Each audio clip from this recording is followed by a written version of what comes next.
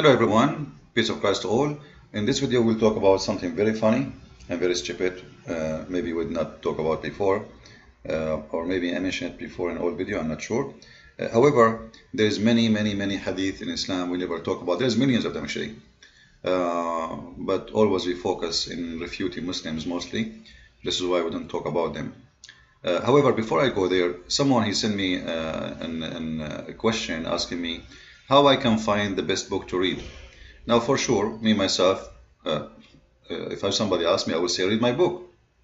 But it might be sound like not maybe he would think that I'm just saying that because it's my book. The reason I say that you need to read my book before we go to the other topic about the funny hadith, if you look in Amazon, all the books we see, regardless it's made by who, made by Muslims, by Christians, by etc. First, I advise you never read a book about Islam made by a Muslim convert as an example, or an Arab Muslim. Why? Because someone who's in love with something, he will present for you the best image of it, because simply he don't see anything wrong with it, because that's why he's in love, otherwise he will not be in love. So number one rule, don't ever buy a book or read a book written by a Muslim unless it's in Arabic, and in order to learn about Islam and to find more resource for your knowledge. But in English, all those books is done for marketing of Islam. Now, what about books made by Christians or even atheists? Like we have many well-named, like Robert Spencer. I have a total respect for this person because he is one of the first Western who stand up to expose Islam. So I have a special respect for those people who do so. However, still those people, their knowledge of Islam is very limited because simply they don't have access to the heritage of Islam. In case you do not know, not even 1% of the Islamic library. If I say 100%, I'm exaggerating.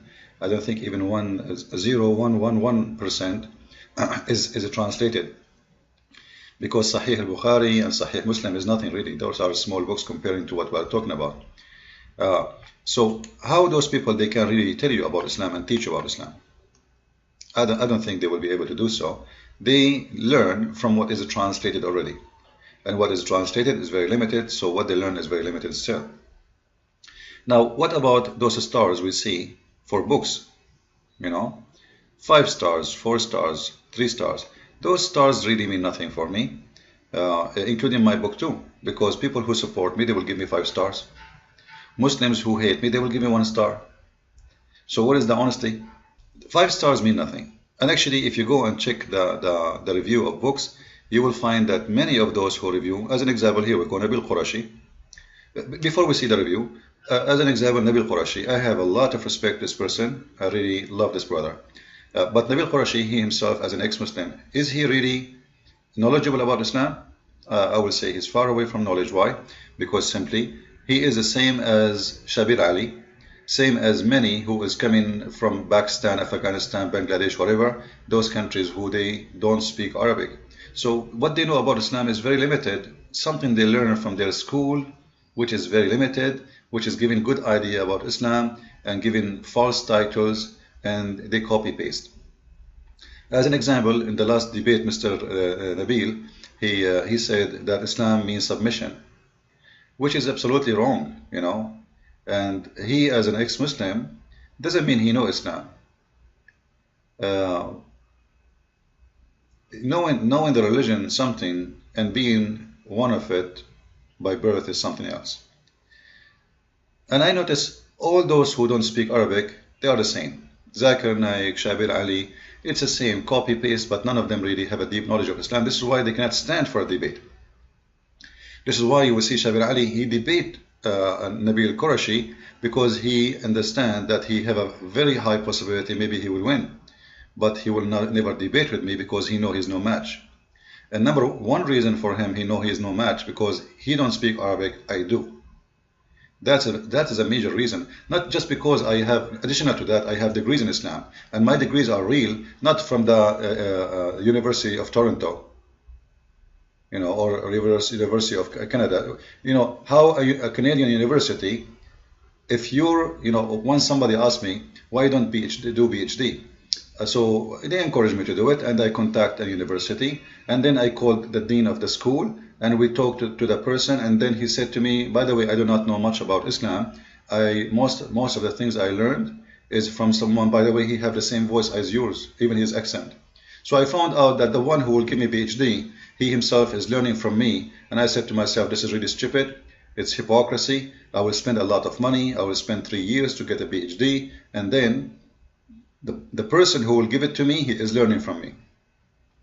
So the point is, those who don't speak Arabic, know Arabic very well, they have a very limited access to the knowledge, which means they will not give you real knowledge. I'm not saying don't read the book of Robert Spencer or Nabil Qureshi. I'm not saying that. I'm saying facts. And stars mean nothing. If you go right now to Nabil Qureshi book, I never read the book, so I have no idea really how good or how bad it is. But if you go to the review, you will see all the Muslims give him 1 star. Very simple. If you check it out, here we go. And you will see that those who give him 1 star, they did not even buy the book. You see here, it doesn't say verified purchase. No verified purchase.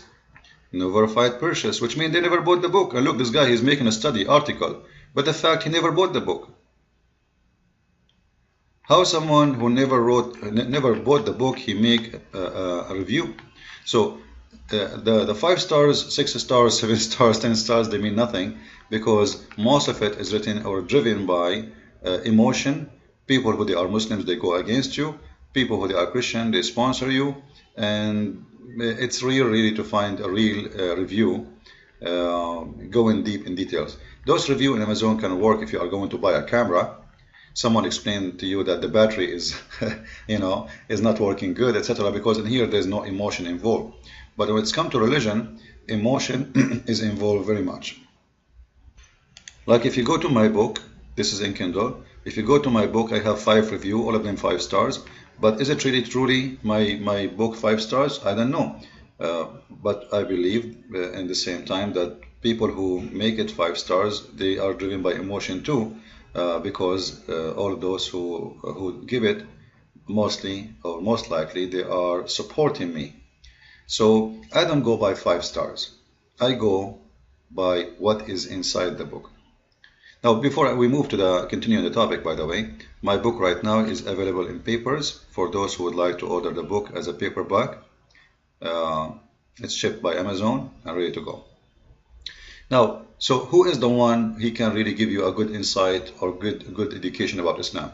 Number one, he have to speak Arabic, because then you will find in his books things you never heard before. The rest are just copy and paste from each other, or they are copying from someone like me who speak Arabic. Number two, someone have degrees in Islam. I have degrees in Islam. I'm not only native Arabic speaking, I am qualified to be a judge in Islamic court, officially and legally. So I have degrees, Arabic is my first language, and then I have the knowledge and the skills. Many of you knows that I spent a big portion of my life just debating Muslims. So all those together, they can make someone who can help you really to understand Islam, not someone making it as a hobby.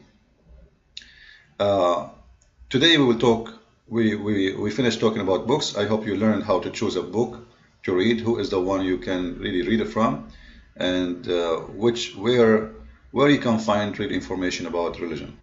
So what I'm trying to say, those who don't speak Arabic, they have a very limited access to Islamic heritage. Therefore, they will be very limited in the way they can help you. However, still you can read their books, but if you are looking for something new, something maybe you never heard before, not just a copy-paste from each other, then it's better if you learn from someone who speaks Arabic. As an example here, this is a book. The book, just to show the Muslims here, this is the book of Sunan al-Durami. And Sunan al-Durami is one of the Sunni book, which is considered as a Sahih Hadith too. However, the Muslim, they have ranks for books, and there is 6 ranks of books in the Sahih, which means 6 books of Sahih. However, it doesn't mean that those books are not correct. Muslims, they learn from them. This is why this is a very famous sheikh, the one who owned this website. His name is Ash-Sha'rawi. He was one of the famous in Egypt for until he died, and this is why he is teaching from it, because he, as a scholar, he learned from Ad-Darimi. So in here you will see that it says that if you want to go to do poo-poo, you better put your turn your butt to a cover like a rock or a wall or a sand hill, because if you don't do that, shaitan or shayateen, they will play with your anus.